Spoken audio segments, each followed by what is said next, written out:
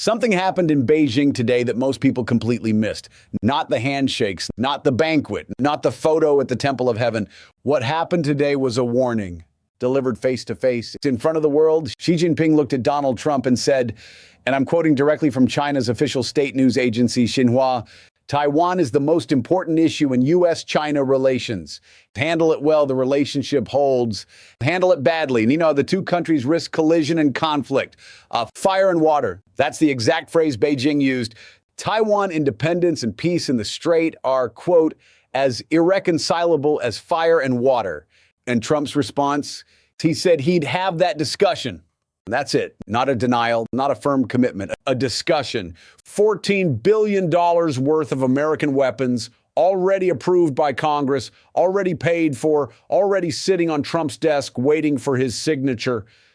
And the man who calls himself the greatest deal maker in history just put them on the table. Let that sink in for a second, because what's happening in Beijing right now is not a trade summit. It's an auction.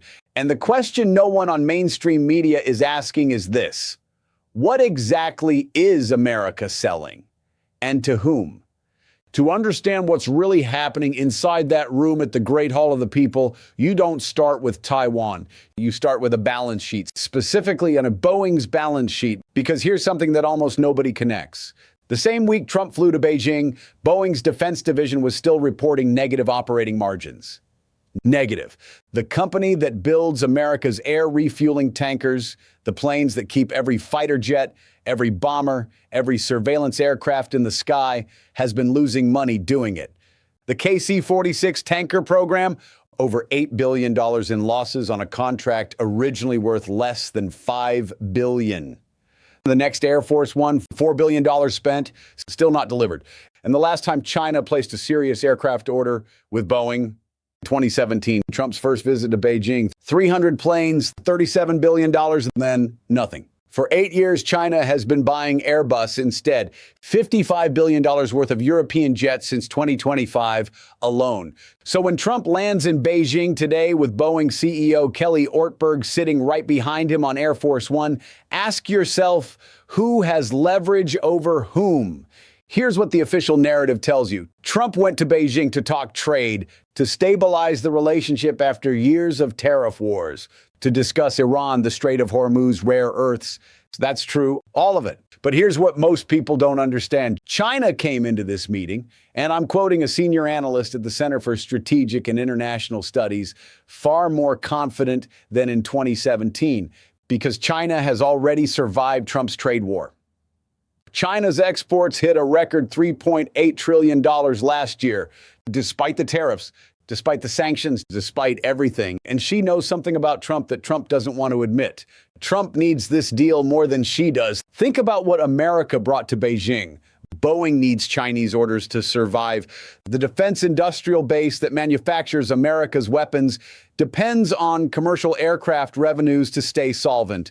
American tech companies, NVIDIA's Jensen Huang was literally on this trip, need access to Chinese markets and supply chains.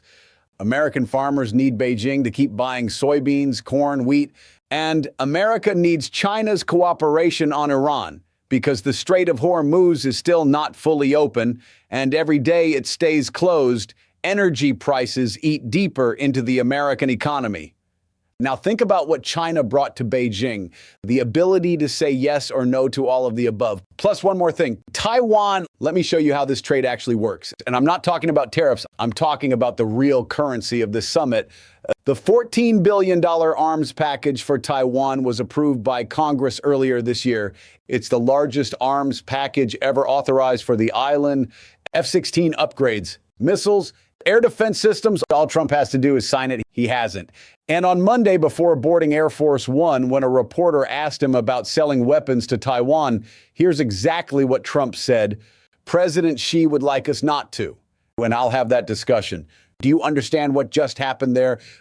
For 40 years, since the Reagan administration, there has been an unwritten rule in American foreign policy.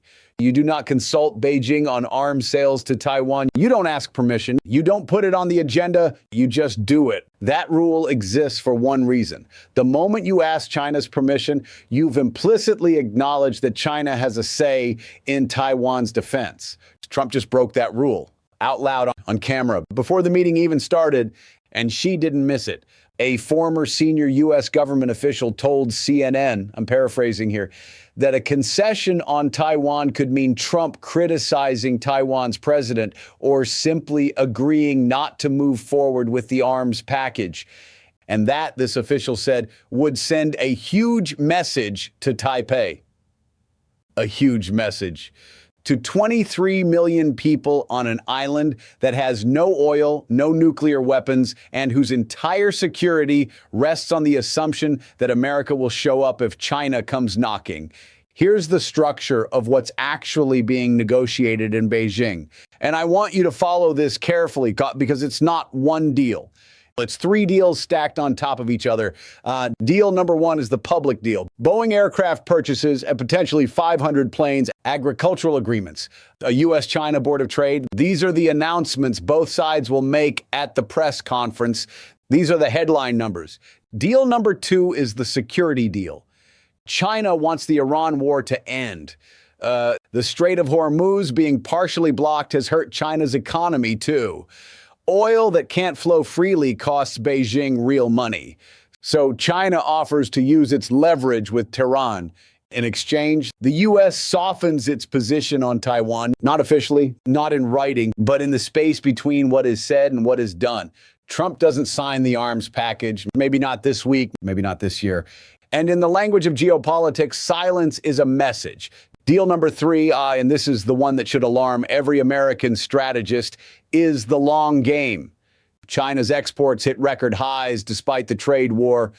The yuan's share in global transactions has quadrupled in 2 years. The M-Bridge payment platform connecting China, Saudi Arabia, the UAE, Thailand has processed $55 billion in transactions that never touched the American financial system. China isn't trying to win this summit. China is trying to make the summit unnecessary, to build a world where America's leverage, financial, military, diplomatic, simply doesn't reach as far as it used to. And every concession Trump makes in that room accelerates that process. I want to zoom out because what's happening in Beijing today isn't just about Taiwan. It's about a question that she actually asked Trump directly. Can the United States and China avoid the Thucydides trap? For those who don't know the reference, the Thucydides trap is a concept from ancient Greek history. When Athens was rising and Sparta was the established power, the tension between them produced war, almost inevitably. Not because either side wanted war, but because the structural dynamics of one power rising and another feeling threatened made conflict nearly unavoidable. She asked this question deliberately. It wasn't small talk, it was a message. We are both too powerful to go to war, so let's negotiate the terms of coexistence. And the terms China is proposing are very specific. Taiwan stays in China's orbit. America keeps its economic relationship with Beijing. Both sides pretend that nothing fundamental has changed, while everything fundamental does change. The British understood this pattern once. In the 19th century, the British Empire forced China to trade at gunpoint. The Opium Wars, unequal treaties, ports taken by force. In 2026, the positions are reversed. China isn't threatening America with warships. China is offering to buy America's planes, sell America's farmers their products, supply America's tech sector with the minerals it needs to build missiles and microchips.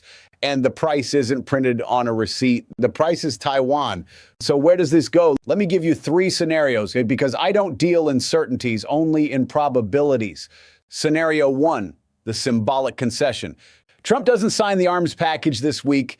No announcement, no ceremony, just silence. Beijing declares the summit a historic breakthrough. Trump declares a great deal on trade and Boeing. And Taiwan wakes up on Friday morning slightly more alone than it was on Wednesday. This is the most likely outcome. The art of the deal applied to abandonment.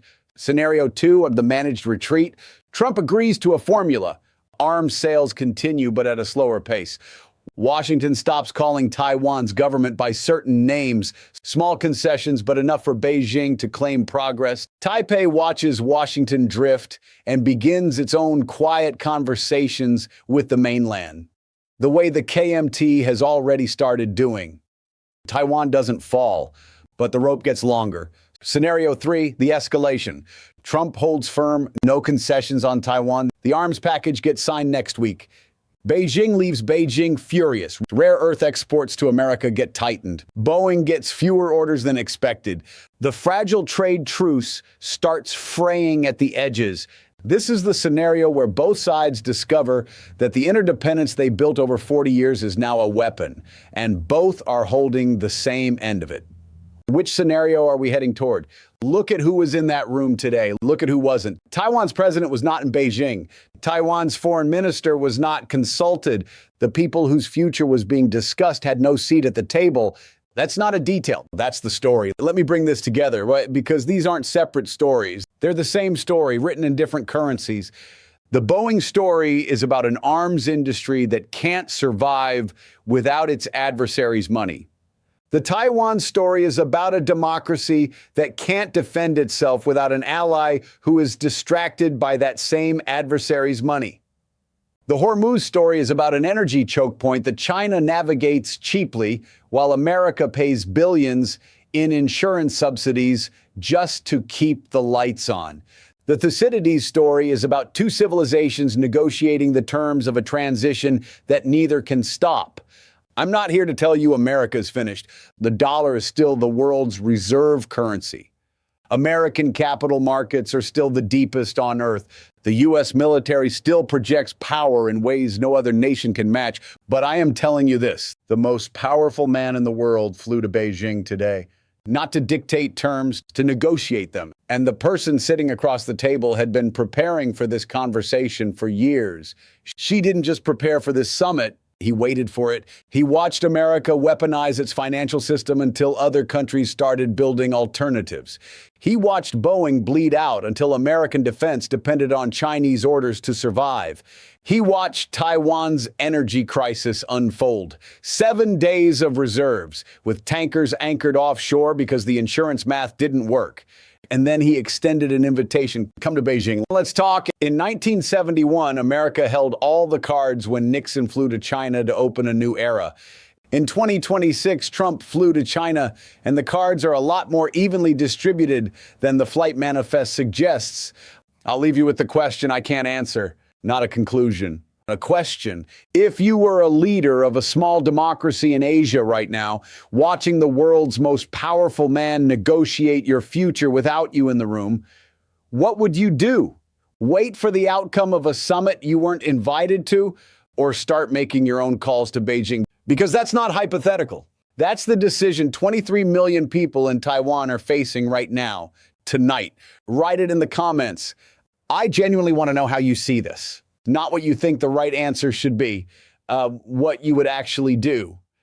If this analysis gave you something the mainstream media didn't, subscribe, hit the bell, share this with someone who cares about where the world is actually going, not where we want it to go. See you on the next one.